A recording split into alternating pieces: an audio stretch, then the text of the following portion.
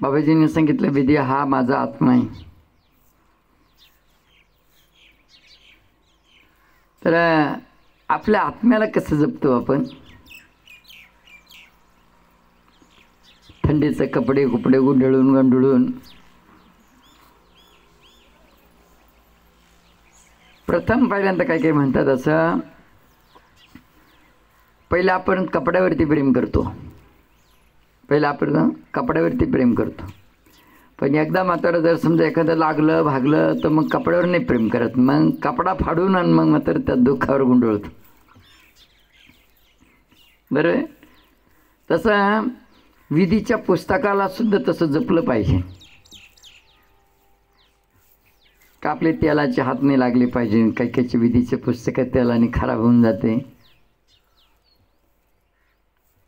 त्याला कवर बसून घ्यायचं. एखादा विधीमधले मंत्राची काय शक्ती आहे हे दुसऱ्यांना जर समजा सांगितलं असतं ना, आम्ही ऐकलं असतं, मग तुम्हाला सांगितलं असतं. ही गोष्ट वेगळी आहे आणि आपण सहज बोलून जातो. कानाचं आणि डोळ्याचं 4 बोटाचं अंतर आहे. 4 बोटाचं नाही, लयच अंतर आहे. म्हणजे डोळ्यांनी पाहिलं आणि कानाने ऐकलं ती गोष्ट वेगळी आहे. पण प्रत्यक्षात मात्र अनुभवलं ते प्रत्यक्षात अनुभवलं विधीच्या मंत्राची काय शक्ती आहे.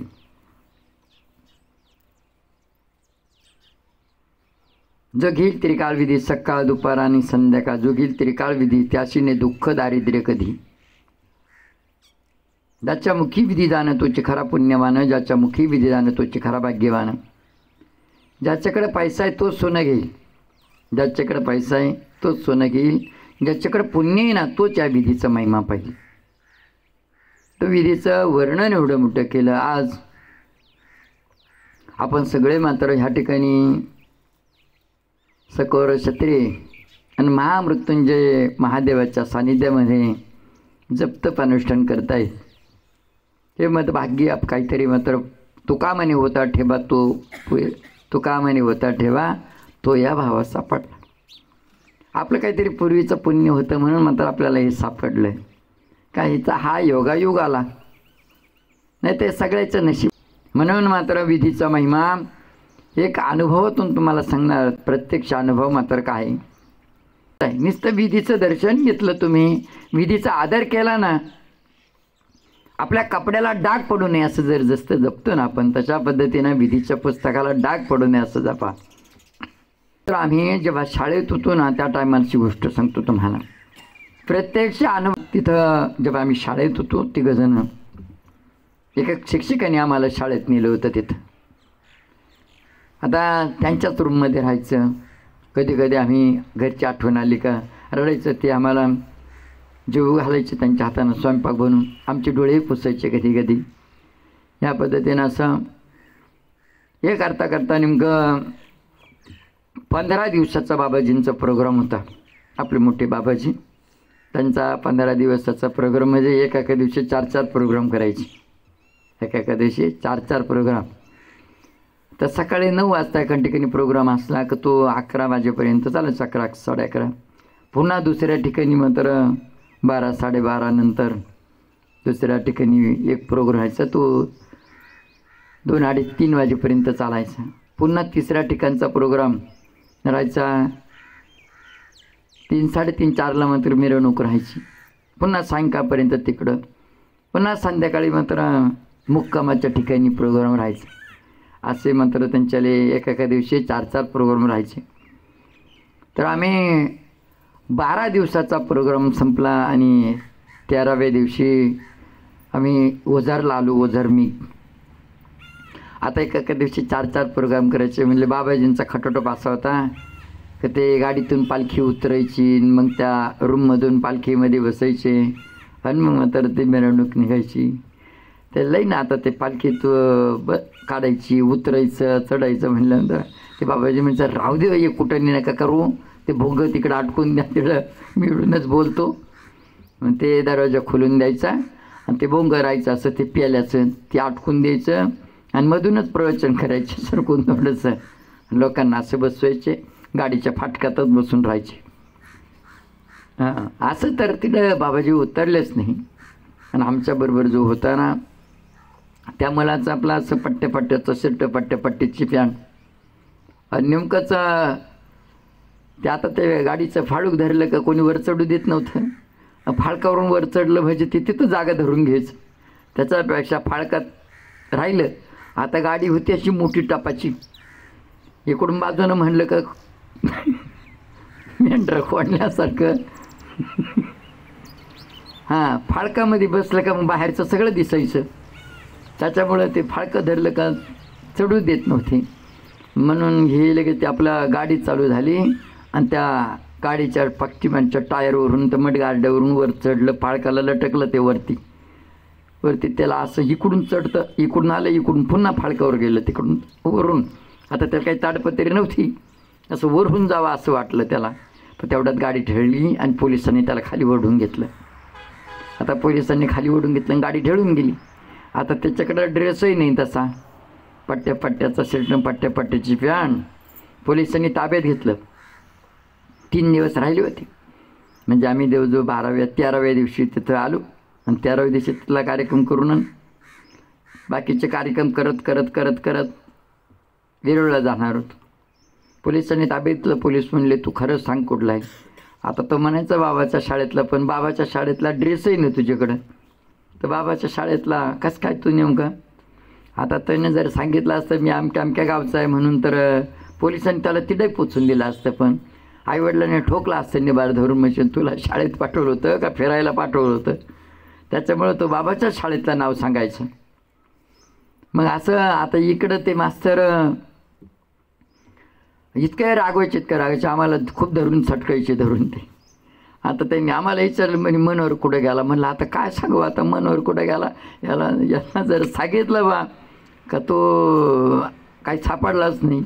सटकते निभा धरून, पण तिथंही फोन नाही, फान नाही, काही नाही. तेव्हा फोनही नव्हते. तेव्हा आम्ही दिलं सांगून. त्याच्या गावचे 2-4 माणसं बोलत होते त्याच्याबरोबरून. ते त्याच्या गावात गेला म्हणलं ते माणसांबरोबर दिली ठोकून. आता नेमकं काय, आता ते कसं तरी मार चुकवायचा ना. तेवढ्यात मात्र याला इकडं पोलिसांनी ताब्यात घेतलं. ही कथा आम्हाला नंतर सांगितली त्यांनी. मग पोलिसांनी 3 दिवस खाण्यापिण्याची सगळी व्यवस्था ठेवली. त्याच्याबरोबर त्या पोलिसाच्या गाडीतच घेऊन फिरायची आला. आणि मग 3ऱ्या दिवशी शनिवार होता, शुक्रवारची रात्र होती. शुक्रवारच्या रात्री पोलिसांनी त्याला असं 2 खोडच्या टाकून, जिथं आरोपीला कोणता चोरी करणाराला, भांडणं करणाराला, का डाकू अशा पद्धतीने कोणतात ना, तिथं कोंडलं त्याला. आणि तो दरवाजा लावून घेतला. चावी होती, ती चावी अशी हात अंगठ्यात धरली आणि सांगितलं तू आता खरं सांगितलं नाही ना, तुला इथं कोंडून दे. इथं झोपायला गोदड्या नाही, जेवण नाही. जे चोरी करते त्याला इथं कोणते, जे राग भरून जाते त्याला इथं कोणते, जे भांडणं करते त्याला. आता पोलिसांना वाटलं हे घरात काही भांडणं झाले असेल, राग भरून हे चाललं असेल. मग पोलिसांनी बरोबर पॉईंट मांडला. जे राग भरून जातं त्याला इडं कोणते, जे चोऱ्या करतं त्याला इडं कोणते, जे भांडणं करतं त्याला इडं कोणते, इडं गोधड्या नाही, जेवण नाही, काही नाही.